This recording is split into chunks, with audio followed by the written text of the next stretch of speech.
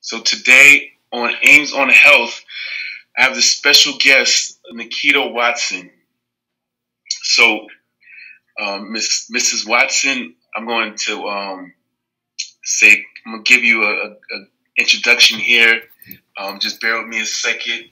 I'm going to kind of big you up some, so don't get bashful, okay? All right. So Mrs. Watson attended Jackson State University.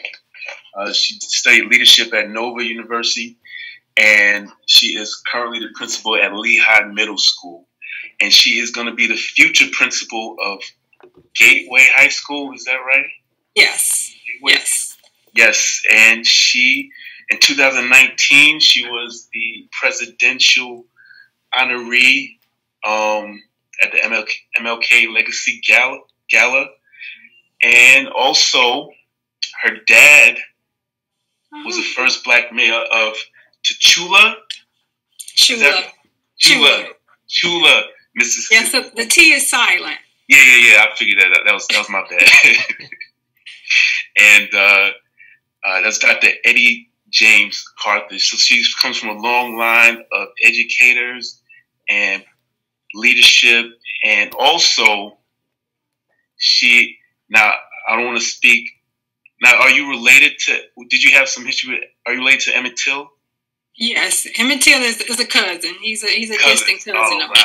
So some more historical background. So everybody who's listening can look up who Emmett Till was. So it's my pleasure today, good friend Neketa Watson, to have with us. I wish I had a little applause sound so I can get to you, but we'll just pretend that there's a thunderous, loud applause right now. So this is great. So this is a unique time for us all. So the reason why I had Mrs. Watson on us with us today is to kind of discuss how this public health crisis has affected us in all different ways, not just in the healthcare but also in education. So from your standpoint, Mrs. Watson, what happened or what went through your mind when this started and this happened in terms of the coronavirus, COVID-19, and how did you approach it, and how did you approach it in terms of your plan for the education and teaching the kids? Okay. So for me, just one small correction. I am the principal of Gateway High School right now, so I'm in the planning phase of that. So I do not currently have students, but I can speak to how, we've all have been affected. So I do want to talk about the staff first, for teachers and principals. Right. It's very different for us to not have that personal connection with students. So teachers and principals, they are working harder than ever before. You would think working remotely from home would be easier, but they're working harder. They set office hours, but there are no office hours. So they respond to parents and students whenever they call or reach out. We all do, if it's 5:30, 8:30, or 10:30. But as far as students have been impacted the most. And quite honestly, I do not think that we've seen the impact to the fullest yet. We will see that when school is back in session. But we know that the students who are behind are going to fall farther behind. The students in poverty are going to be affected the greatest. Trauma, we're going to see trauma like we've never seen it before. Mental health was already a critical issue in high school. So I expect the cases of mental health will increase. And one thing about secondary students, middle school students, and high school students, they are good at hiding And this offers them the greatest opportunity to hide. But once we open the buildings back up, we are going to see a rise in mental health issues. All right. No, that's a very great point. And that's one of the reasons why I wanted to have you on, because I think that's sort of a point that's neglected or overlooked, is how this is affecting the kids and their abilities to deal with this trauma, because it is a traumatic time. So you actually touched on one of the things, was how our teachers, because I mean we talk about the students, but I was curious to know how the teachers have been affected by it, and you kind of answered that. So in light of maybe these phases of opening starting to occur, how do you feel that you're going to adjust to reopening these schools, and possibly do you think that it will be something that you can reopen sooner than later? Like, would it be out of the thought process to say that you can open up in May or June and just continue to go throughout the year and continue in that way? I do not think May or June is a possibility. And to be quite honest, I don't know what August is going to look like. I'm hopeful that we will open in August, but, we are hearing that there's going to be, I forget how they put it, a second coming of the COVID-19. So right. I'm just not sure. I envision teachers, staff, students in the building with masks on, protective gear. So I really don't know what it's going to look like, but I do not think that May or June we will see students. All right. So do you think that it's going to change the way that you approach teaching or educating students, and do you think it's going to affect students and how they approach learning? I do. I do think that it is going to change the way we teach. For me, I've always taught, been in places with a Title I schools where students are, they come from poverty and they are 1 to 2 grade levels behind. So we spend a lot of time getting students to where they need to be. And we do spend a lot of time dealing with trauma and building the trust before we're able to teach. And so now that's going to be the majority of the schools. We're going to spend a lot of time filling in gaps, building up trust, making sure that students are feeling safe, and also, again, dealing with mental health issues. So learning will be impacted. Oh, definitely, yeah. I mean, there's so much to. I wish we had, more time to kind of unpack. I always wanted to say that, unpack these things a little bit more. But I know you got a lot. Got a lot on your plate right now. But what about some things like prom, graduation? Some of the sports. Some of the extracurricular activities. How have you been dealing with that? Have you getting feedback from students or parents about those things? And is there like a air of sadness because those things can't be done because of the for the seniors that would be graduating?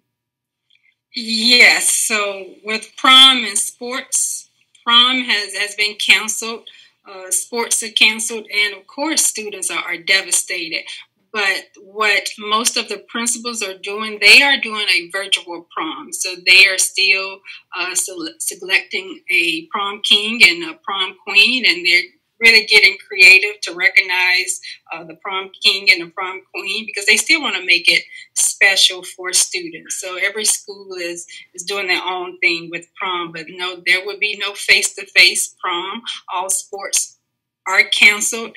But in Lee County, we are looking at doing 2 things for graduation: having a virtual graduation in May, and also having a live graduation in July.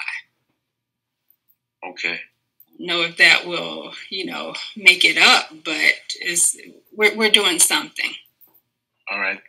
Well, I mean, that's good to hear because I know that's that's also could be a, kind of a devastating thing for these seniors, that have, worked hard these past 4 years to, feel like they're being, not being able to take part of those common things that they're able to do, at the end of the school year to celebrate their accomplishment. So, how about now, from a parent's perspective, how during this time? So I know that you're probably expecting a big pay raise, after all this is done, you and your teachers, because all those parents are like, damn, I can't handle these kids like this for 8 hours, a day. So how do you think that how can parents facilitate in the learning process? Because, most of the parents are not, educators, not versed in educating and teaching per se, but they're forced to be put into that role. So how can parents be better facilitate this learning process during this time? I would suggest reaching out to the teachers, and again, the parents who were already, in communication with teachers on a regular basis. Those are the ones who are in communication with teachers now. But I would suggest that parents communicate with teachers and find additional resources. There are several online resources that help support and supplement the learning. One good one is Khan Academy. That is great for math, and I know a lot of students struggle in math, and math is not a subject that you could really learn remotely. So again, just stay in communication with teachers and just ask for resources. Is that Khan? Can you spell that? KHAN, Khan Academy. Khan Academy. All right. And they have videos, and they demonstrate and explain the problems, and so it's a tool that we use in school, and it is one that I recommend to parents and friends who have trouble with math. Okay, great. All right. So, and I guess one final question in regards to this topic. So we talked about the students, and we talked about the overall structure of the school and kind of changing. Now, how can students help themselves? What recommendations would you have for students during this time to handle these changes and learn more effectively? And also, my daughters are going to be a senior in high school, so how can she prepare for that senior year? Being that all these changes have come, SATs are canceled, ACTs are canceled. What can you recommend to students to help themselves during this time? Number one, to stay up and current with what the teachers are asking them to do. They definitely want to keep their grades up. The grades are going to matter. And the next important thing is for students to read. Find time daily, even if it's just 30 minutes a day. Students must read, and especially our college-bound students. Yes, I agree. I agree with the reading. I try to stress that. But these days it's difficult to get kids to read, for any length of time, with the social media and all the other distractions that are there. So, so now, what I want to do is I'm going to hit you with some rapid fire. I'm going to change the pace a little bit. Okay. I'm going to hit you with some questions. I made a couple mistakes earlier. I apologize. I said I thought you still Lehigh Middle School principal. No need to apologize. No. I just want to clear things up. Because I thought you were in transition. So, and then also I neglected to mention that you are a Delta. That's another. Yes. That's another strike. That's two strikes. I was waiting for that. I was waiting for you to throw that up. So I know you're a Southern girl from Mississippi, right? So I'm going to ask you a couple questions, okay? And I just want you gotta be honest. You can't back out and not answer, all right? Okay. So the first one is shrimp and grits or chicken and waffles. Chicken and waffles. Woo! Said that quick. All right, I feel you. All right. Now, the next one is, this was controversial in my house, They didn't want me to ask you this. Now, Whitney Houston or Mariah Carey? Wow, that's a tough one. I am gonna have to say Whitney Houston, though. She's a legend. She's a legend. All right, okay, all right. And let's see what else we're gonna do. The next, let's see what else was there. There was okay. In terms of movies, Love and Basketball or The Best Man? Ooh. Oh my! I would say The Best Man. Ooh, all right. That caught me off guard. You know what? I almost want to say. No, too late. You already said it. Too late. Dang it. You gotta roll it. The first one is the right. And don't you tell your kids the first answer is usually the right answer? Yes. All right. So, then another one in terms of the movies. A Better Love Story. Was it the Titanic or The Notebook? Ooh, I'm going to say The Notebook. All right. I had a feeling you would say that. I think the Titanic was a tad overrated. What do you think? No, some controversy right now. Hot take. I don't think it was overrated. It's definitely a good movie that I can watch over and over and over again. Okay. So. All right. So, final question: how does it feel to be married to a Jamaican? You know. I'm talking about a real Jamaican too. He's not a fake Jamaican. Real. There are days. But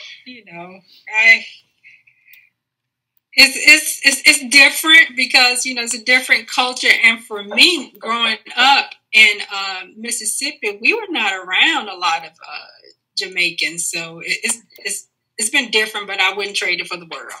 Yeah, good answer. Because he's watching. So thank you for taking out the time. I know you got a busy schedule. I appreciate this tremendously. I just wanted to at least touch on a couple of the things that are affecting the community, not just from a physical health standpoint, but also from a mental health standpoint, and also how it affecting the children. And it's touching everybody. It's touching all segments of society. So, did you have anything else that you wanted to add before we kind of sign off? Nope. I just appreciate what you're doing, and I just look forward to just watching many of your podcasts. Okay. All right. That's good. I like to hear that. So, for Ames on Health, this is Dr. Duane Cumberbatch, once again with Neketa Watson. We appreciate the time you're taking out, and have a great day.